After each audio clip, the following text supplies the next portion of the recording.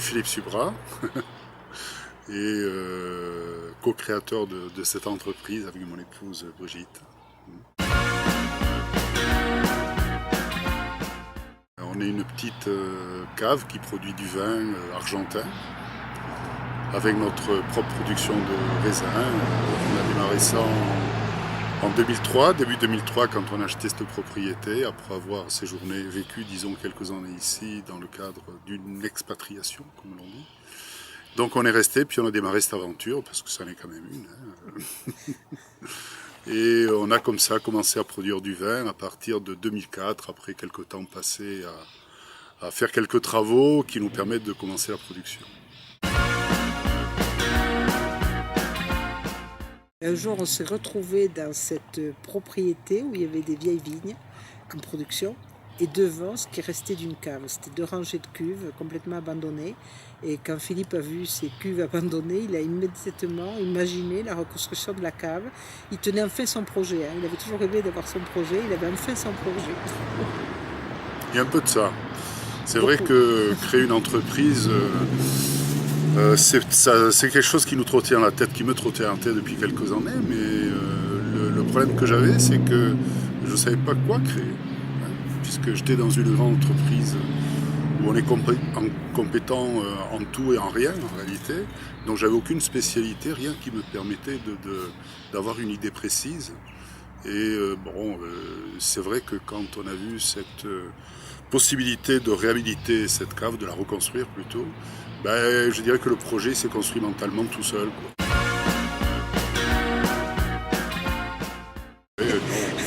Là, il y a de l'inconscience totale. Oui, mais ça, c'est pas un problème. Je dirais, à partir du moment où on sait trouver les compétences autour de soi, on peut faire à peu près ce qu'on veut, je crois.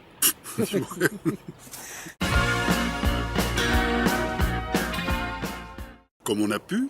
De toute façon, puisqu'on a, les uns après les autres, on a vu les vignes et puis les ruines qui restaient de la cave. Et assez rapidement quand même, une fois qu'on avait pris la décision de se lancer, de s'engager, on a consulté des gens spécialisés pour pouvoir transformer ça en une vraie cave. Donc architectes, des gens qui étaient déjà dans le vin, qui nous ont... finalement des amis surtout qui nous ont un peu conseillé comme ça sur ce qu'il fallait faire et pas faire. Et puis après il fallait diriger la construction de bâtiments, mais c'est pas quelque chose d'exceptionnel non plus, c'est des choses que j'avais fait plus ou moins dans ma vie antérieure. Non, puis au niveau du vin, on s'est un peu trompé, mais ça a été positif, parce que l'erreur fait agrandir quand même. Ça nous a aidé à prendre les bonnes personnes. Non, c'est vrai qu'il était temps qu'on ait la cave pour qu'on fasse le vin nous-mêmes, parce que le premier, puisqu'on achetait les vignes juste avant la vendange de 2003, on l'a fait faire plutôt avec notre raisin, mais on a été extrêmement déçus, pour parler poliment, du résultat. On a fait toutes les bêtises qu'il ne fallait pas faire aussi. Et donc ça fait que très rapidement, on a quand même décidé de travailler sérieusement, donc de travailler avec des gens qui avaient vraiment les compétences qui nous permettent de nous aider à mener à bien ce projet, déjà au niveau de la qualité du produit. Voilà, le savoir-faire qu'on n'avait pas, on a été le chercher. Mais le problème du financement s'est pas posé, puisque de toute façon on ne pouvait pas en trouver, donc il a bien fallu qu'on se débrouille avec nos propres moyens. C'est-à-dire qu'on y a consacré ce qu'on avait d'économie. On a vendu la maison en France, donc plutôt que d'en racheter une autre en France, on a construit une petite cave. Voilà, ça s'est passé comme ça. Et puis après au niveau des gens qui nous ont aidés pour démarrer ce projet, je vous dis, il y a eu beaucoup d'amis, mais quelques professionnels pour les parties importantes. Évidemment, il fallait un architecte et puis des gens qui nous aident à faire le vin, comme on disait. Mais après, le reste, en grande partie, on s'est débrouillé tout seul. Oui. Ils nous ont conseillé, mais on fait nous. Oui. Voilà, on a les conseils, mais on après... est en kikinant d'ailleurs, parce que par exemple, les diseñadores, comme on dit, les designers, on est de très mauvais clients pour eux. Parce qu'on a nos idées. On a quelques idées, et eux, ils sont supposés nous en donner. C'est embêtant, parce qu'on a du mal à travailler ensemble. Enfin bon, finalement, Puis en on y est plus, on arrivé. est deux, on est très différents. Donc c'est aussi la Après- première fois qu'on a travaillé ensemble. Ce qui n'est pas évident, parce qu'on a deux personnalités différentes. Mais en fin de compte, c'est pas mal, parce qu'on amène chacun, lui le sérieux, moi plus de fantaisie. Mais enfin bon, ça va bien. On a, Après quelques chocs avec eux Oui. pour faire les premières étiquettes des vins, euh, qui ont été moyennement convaincantes d'ailleurs, il faut dire. Et ben finalement, après, on peut dire, on a un peu repris tout ça, disons, pour le faire à notre idée. Je ne voudrais pas qu'on passe pour des gens prétentieux en disant ça, mais c'est non, mais c'est que ça quand même nous la appartienne réalité. plus, Hein. que ça soit plus Mais c'est sur vrai que notre du coup, image, voilà, on a fait des choses qui sont beaucoup plus en accord avec nous, quoi, finalement. qui serait peut-être plus élégante si c'était fait avec des C'est vrais possible. professionnels. Peut-être pas. ça part plus En du... tout cas, ça nous a satisfait à nous. Mais apparemment, Non. c'est pas un problème pour vendre le vin. Donc, bon, on peut penser que c'est pas si mal. Disons. Non, on s'est au départ surtout énormément investi nous-mêmes pour les travaux divers et variés qu'il y avait dans l'entreprise. La vinification, Pendant la construction, pendant la vinification. Et puis même au début pour vendre le vin, hein, je me suis investi personnellement pour aller présenter le pinard à des restaurants, des vinothèques, etc. On a beaucoup eu de chance parce qu'on s'est trouvé quand même sur une zone assez touristique et très vite on a pu recevoir des gens à la cave qui ont visité, qui ont commencé à acheter du vin. Et je dirais que toute cette période, voilà, c'est nous c'est nous. qui faisions visiter, qui recevions les gens. On faisait le vin, on faisait tout. Quoi. Et bon, après, on a pris un petit peu de personnel qui nous aide désormais. Mais le fait est que cette façon de démarrer nous a permis de commencer à vendre sérieusement, si je puis dire. Et je pense que si on est là encore aujourd'hui, c'est en grande partie à cause de ça. Non, et puis on a décidé comme on n'avait aucun client, hein, donc on s'est mis à recevoir à la cave qui est sur une zone un peu touristique, mais on s'y est mis 7 jours sur 7, hein, on fait pas ça à moitié, hein, on y a passé nos premiers Noël, c'est que depuis 2006 qu'on ferme Noël et 1er janvier, on est ouvert 7 jours sur 7, et aujourd'hui c'est un jour férié par exemple, on est ouvert. Et quand on n'est pas là, il y a une équipe qui continue, ça ferme jamais. Hein. On est toujours, il faut toujours.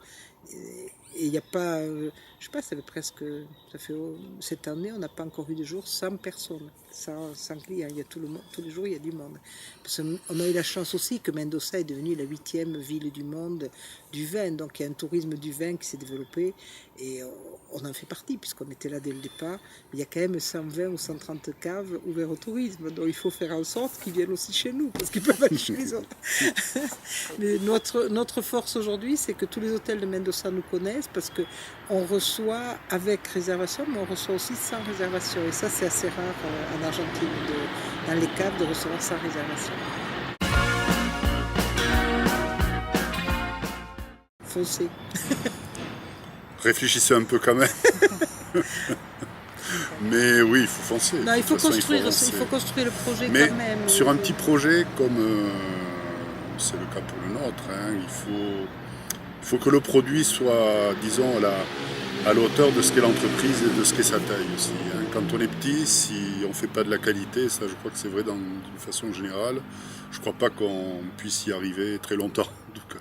Hein. Donc il faut qu'il y ait une cohérence d'ensemble hein, quand même entre ce que l'on veut faire, ce que l'on veut présenter, et puis ce qu'est l'entreprise. Bon, nous on s'est un peu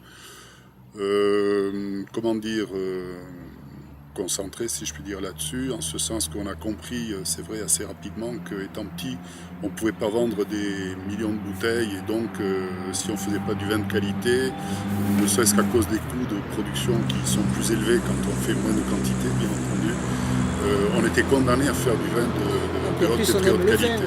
En plus, on aime ça. Mais c'est quand même beaucoup plus intéressant de faire un produit de bonne qualité qu'un produit de... Pardon, je ne dis rien. Non, mais c'est aussi agréable de travailler dans le vin. Bon, c'est mieux que de faire des boulons ou de faire des... Enfin bon, tout ça pour dire que sans un produit de qualité, quand on est petit, qu'on démarre, on s'en sort pas, c'est clair. De l'investissement, ben, il faut y passer, il faut s'investir soi-même, même probablement investir pas mal de ses économies, hein, parce que bon, nous ici le problème était simple, on ne pouvait pas trouver de financement, mais on est aussi convaincu que dans le cas d'une entreprise qui démarre, il est très difficile de trouver des financements de toute façon. Donc ben, il vaut mieux avoir les arrières un petit peu assurés si on veut démarrer, en tout cas avec un investissement assez important. Hein, sinon, c'est extrêmement difficile. Mais bon, on ne veut pas être pessimiste, hein, on y arrive, la preuve. Mais la preuve, en plus, on il y a connaissait quelques rien du obstacles à produit, franchir et quelques difficultés qu'il faut avoir en tête, quoi, quand même. Non, puis en Argentine, on dit que rien n'est impossible, tout peut se faire. Et je pense que oui. Il faut surtout se dire qu'on peut y arriver, hein, parce que il faut jamais, c'est un peu facile de partir battu. Alors qu'au contraire, de se dire on va y arriver, ben, ça vaut la peine. Ben oui, forcément. Oui, non, c'est quand même une qualité de vie. Ouais. S'il y avait la mer, ça serait idéal. Enfin, Il manque que la mer. Ça dépend de l'entreprise qu'on veut faire aussi, hein, mais quand il s'agit d'une entreprise de production, il y a toujours de l'investissement derrière. On ne peut pas, sinon, pratiquement. C'est pratiquement impossible. Si c'est une entreprise surtout commerciale, c'est un petit peu différent. Une entreprise de production, si on n'a pas investi dans l'outil de production, eh bien, on ne fera jamais, de toute façon. Donc, bon, ça dépend de ce que chacun veut faire, hein, aussi, mais dans ce cas-là, en tout cas, il faut quand même avoir ses arrières un petit peu assurées. Oui, mais on peut commencer par une petite production et grossir après. Oui. Nous, si on avait 10 ans de moins, il y a plein de choses pour développer aujourd'hui. Là, je me dis, des projets, il y a plein de choses à mettre à côté. On pourrait faire plein de choses à côté. Pour l'instant, il y a aussi le fait de surtout continuer à faire un produit qui, pour le moment, s'est révélé plutôt bon. C'est garder cette qualité. C'est l'objectif qu'on a pour le moment. Mais je pense qu'à un moment donné, il va falloir voir comment croître. Un jour, il faut qu'on pense à la retraite aussi, quand même. non, je pense que l'idéal dans ces 10 années... S'impliquer moins. Voilà, non, pas s'impliquer moins, mais différemment. C'est-à-dire Ouais, d'avoir une équipe ici solide qui nous permette, nous, d'aller un peu parcourir le monde pour vendre le vin. Ça serait idéal.